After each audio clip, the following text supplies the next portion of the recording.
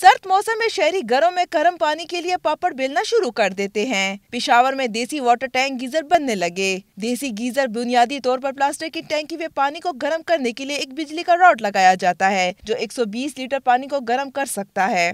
اس کی مانگ میں آج کل بہت اضافہ ہے، لوگ بہت زیادہ لے رہے ہیں آج کل، یہ چیز بہت آج کل چل رہی ہے، گیس سے نہیں ہوتی، بہت ایشو ہوتا ہے گیس کا، تو اس لیے اس کی مانگ بہت زیادہ ہے، خرچہ بھی کم کرتا ہے اور اس کا ریٹ بھی مناسب ہے۔ گیس کی لوڈ شیڈنگ کی 27 شہریوں کے لیے دیسی گیزر کسی نعمت سے کم نہیں۔ کم بجلی اور مناسب قیمت کے باعث واٹر ٹینک گیزر کی مانگ میں اضافہ ہونے لگا۔ آج کل کے گیس کے ایشو بہت ہو رہے ہیں نا، تو یہ راڈ جو ہے یہ ہم ڈرم لے رہے تھے تو اس میں 1.5 گھنٹے کی بات ہوتی ہے، آدھے گھنٹے میں یہ پانی گرم کر دیتا ہے، پھر 4-5 گھنٹے کام کرتا ہے۔ گیزر کے کاروبار سے وابستہ دکانداروں کے مطابق رواں سال بجلی سے چلنے والے پلاسٹک کے بنے دیسی گیزر کے استعمال میں اضافہ ہوا ہے۔ کیمرہ مین اسفندیار انجم کے ساتھ ہیرا شاہ، ڈان نیوز، پشاور۔